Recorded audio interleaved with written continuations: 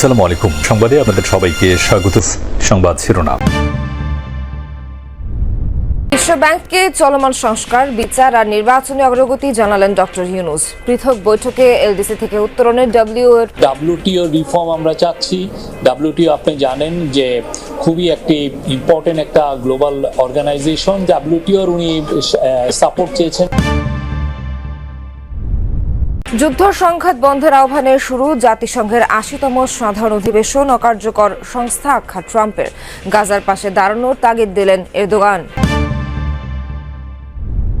কর্মকর্তাদের লাগাতার বিদেশ সফর চললেও গতি নেই প্রবাসী ভোটার নিবন্ধন কার্যক্রমে। দ্রুত সক্ষমতা বাড়ানোর তাগিদ। আমাদের নিবন্ধন কার্যক্রম মধ্যপ্রাচ্যে শুরু হয়েছে আগে, যেখানে যেটা যাওয়া হয়েছে সেটাতে আর বাড়তি দ্বিতীয়বার যাওয়ার আবশ্যকতা থাকলে অবশ্যই যাব। ব্যাপক অ্যাওয়ারনেস প্রোগ্রাম লাগবে। এই যে আমাদের যে এমবাসিগুলো আছে, হাই কমিশনগুলো আছে সারা দুনিয়াতে, এই সমস্ত জায়গাতে voter and civic education programme, তারা কীভাবে দামি ভোটার আয়োজন করতে হবে। অপরিকল্পিত উন্নয়নে বৈশিষ্ট্য হারাচ্ছে চলন বিল। নির্বিচার জলজ প্রাণী আহরণে নষ্ট জীববৈচিত্র্য, প্রাকৃতিক ভারসাম্য রক্ষায় দরকার সমন্বিত উদ্যোগ।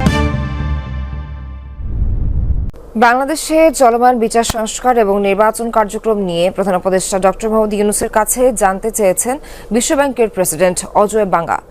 জবাবে অগ্রগতির পাশাপাশি ফেব্রুয়ারিতে সংসদ নির্বাচনের কথা জানিয়ে আন্তর্জাতিক এই দাতা সংস্থাকে আশ্বস্ত করেছেন অন্তর্বর্তী সরকার প্রধান। এছাড়া স্বপ্রণোত দেশের তালিকা বা এলডিসি থেকে উত্তরণে বিশ্ব বাণিজ্য সংস্থা ডব্লিউটিওর সহায়তা চেয়েছেন তিনি।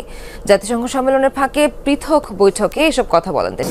প্রথা অনুযায়ী জাতিসংঘ সাধারণ পরিষদে আসা বিভিন্ন রাষ্ট্র ও সরকার প্রধানদের সম্মানে থাকে মার্কিন প্রেসিডেন্টের নৈশভোজ। অতিথি হিসেবে যোগ দিয়েছেন অন্তর্বর্তী সরকারের প্রধান উপদেষ্টা ডক্টর মোহাম্মদ ইউনূস। এ সময় ডোনাল্ড ট্রাম্পের সাথে কুশল ও শুভেচ্ছা বিনিময় করেন তিনি। এর আগে স্থানীয় সময় মঙ্গলবার সকালে জাতিসংঘের সাধারণ পরিষদের উদ্বোধনী অধিবেশনে অংশ নেন প্রধান উপদেষ্টা। এ সময় পররাষ্ট্র উপদেষ্টা ছাড়াও তার সাথে ছিলেন জ্বালানি ও আইন উপদেষ্টা। দিনের শুরুতে উরুগুয়ের পররাষ্ট্রমন্ত্রী মারিও লুবেটকিন চিলির সাবেক প্রেসিডেন্ট মিশেল ব্যাচেলেটের সঙ্গে সাক্ষাৎ করেন প্রধান উপদেষ্টা। পরে বৈঠক করেন বিশ্বব্যাংক প্রধানের সঙ্গে। সেখানে ওঠে বাংলাদেশের বর্তমান ও আগামীর প্রসঙ্গ। বিশ্বব্যাংক প্রধানের আগ্রহ ছিল চলমান সংস্কার ও বিচার প্রক্রিয়া নিয়েও। আমাদের ইকোনমিক রিফর্মগুলো সামনের মাসগুলোতে কি কি রিফর্ম হবে, কি কি কোথায় ফোকাস হচ্ছে, সেগুলো নিয়ে আলাপ হয়। চিফ অ্যাডভাইজার জানিয়েছেন যে আমাদের বাংলাদেশের থেকে যে $234 বিলিয়ন শেখ হাসিনার আমলে সাইফন অফ হয়ে গেছে, যারা চুরি করে নিয়ে গেছে, তো সেই টাকাটা ফেরানো তার একটা বড় একটা প্রায়োরিটি। বিশ্ব বাণিজ্য সংস্থার মহাপরিচালকও এদিন দেখা করেছেন প্রধান উপদেষ্টার সাথে। সে সময় বাংলাদেশের এলডিসি থেকে উত্তরণে সংস্থাটির সহায়তা প্রত্যাশা করেন ডক্টর ইউনূস।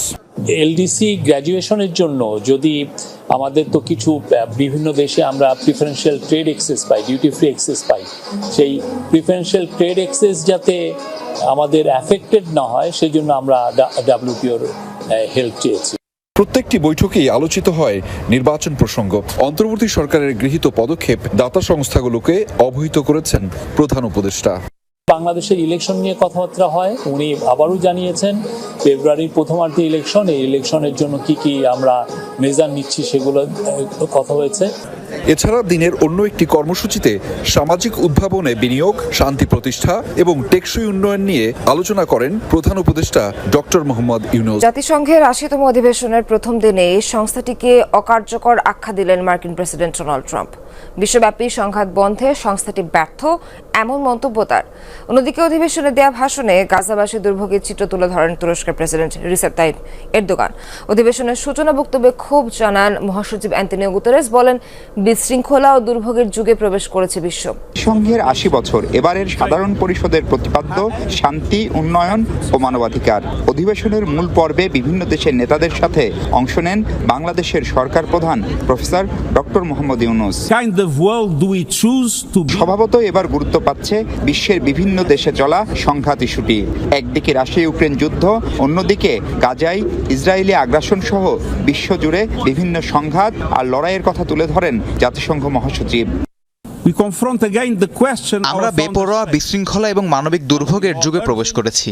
শান্তি ও উন্নয়নের যে পথগুলো রয়েছে সেগুলো ধীরে ধীরে বন্ধ হয়ে যাচ্ছে। গাজার ভয়াবহতা তৃতীয় বছরের দিকে এগিয়ে যাচ্ছে।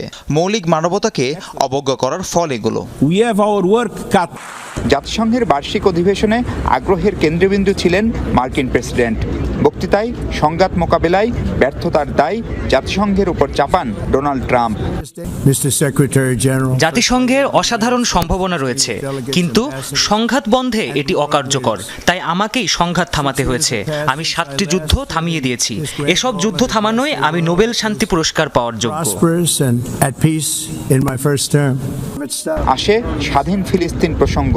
এ নিয়ে আগের অবস্থানে অটুট মার্কিন প্রেসিডেন্ট। গাজায় চলমান যুদ্ধ অবশ্যই বন্ধ হওয়া উচিত, কিন্তু ফিলিস্তিনকে স্বাধীনতার স্বীকৃতি দিলে তা হামাসের সন্ত্রাসী কার্যক্রমকে পুরস্কৃত করা হবে। 7 অক্টোবরের ঘটনা কেউই আমরা ভুলে যাইনি। এদিকে গাজাবাসীর দুর্ভোগের চিত্র তুলে ধরে জাতিসংঘের অধিবেশনে ভাষণ দেন তুরস্কের প্রেসিডেন্ট রেজেপ তাইয়েপ এরদোগান। নীরবতা ভেঙে গাজায় গণহত্যা বন্ধে পদক্ষেপ নিতে আন্তর্জাতিক সম্প্রদায়কে উদাত্ত আহ্বান জানান তিনি। গাজায় যা চলছে তা সম্পূর্ণ গণহত্যা। সবই 7 অক্টোবরের ঘটনার অজুহাতে চালানো হচ্ছে। সেখানে অবিলম্বে যুদ্ধবিরতি প্রতিষ্ঠা করতে হবে, হামলা বন্ধ করতে হবে এবং মানবিক সাহায্য বাধা ছাড়াই প্রবেশ করতে দিতে হবে। নিশ্চিত করতে হবে গণহত্যায় জড়িতদের শাস্তি। এবারের অধিবেশনে সভাপতিত্ব করছেন জার্মানির সাবেক পররাষ্ট্রমন্ত্রী অ্যানালেনা বেয়ারবক। অংশ নিচ্ছেন বিশ্বের প্রায় 150 দেশের রাষ্ট্র সরকার প্রধান সহ প্রতিনিধিরা। প্রবাসীদের ভোটার বানাতে লাগাতার বিদেশ সফর চলছে নির্বাচন কমিশন কর্মকর্তাদের। তবে সবচেয়ে বেশি প্রবাসী থাকলেও মধ্যপ্রাচ্যে তাদের আগ্রহ কম। বরং ইতালি, অস্ট্রেলিয়া, কানাডার মতো দেশগুলোর দিকেই নজর। নিবন্ধন চালু হওয়া দেশগুলোর দিকেও নেই দৃষ্টি। ফলে প্রবাসী ভোটার নিবন্ধনে অগ্রগতি নগণ্য। বিশেষজ্ঞরা বলছেন, মধ্যপ্রাচ্যে ভোটার নিবন্ধন কার্যক্রমে গতি না এলে প্রশ্নবিদ্ধ হবে কমিশন। ইসির সিনিয়র সচিব জানান, প্রয়োজনীয়তা মাথায় নিয়ে বিদেশ সফরে যায় কমিশন। দেশের অর্থনীতিতে গুরুত্বপূর্ণ ভূমিকা রাখলেও গণতান্ত্রিক সরকার গঠনে ভূমিকা রাখতে পারছেন না প্রবাসীরা। দাবি ওঠে দেশের 12 কোটি ভোটারের পাশাপাশি প্রবাসীদের অন্তর্ভুক্তির। সরকারি হিসেবে প্রবাসে থাকেন 1,40,00,000 প্রাপ্তবয়স্ক মানুষ, যাদের একটা বড় অংশই ভোটার হতে পাননি এনআইডি।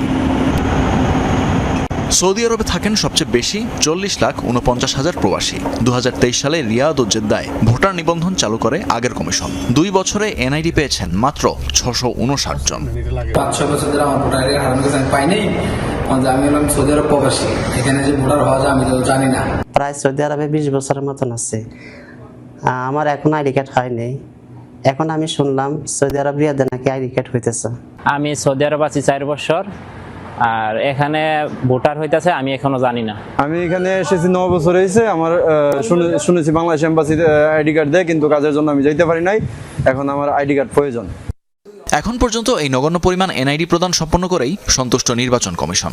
ইসির দাবি, মধ্যপ্রাচ্যে অনেক প্রবাসীর ভোটার নিবন্ধন আগেই হয়ে গেছে। আমাদের নিবন্ধন কার্যক্রম মধ্যপ্রাচ্যে শুরু হয়েছে আগে। যেখানে যেটা যাওয়া হয়েছে সেটাতে আর বাড়তি দ্বিতীয়বার যাওয়ার আবশ্যকতা থাকলে অবশ্যই যাব। আর আমাদের দূতাবাসগুলো তো আছেনই, তারা এই ব্যাপারে আমাদের প্রতিনিধি হিসেবে তো কাজ করছেন। বরং মোটামুটিভাবে আমরা যতটুকু না গেলে নয় সেটুকুর ভিতরে সীমিত।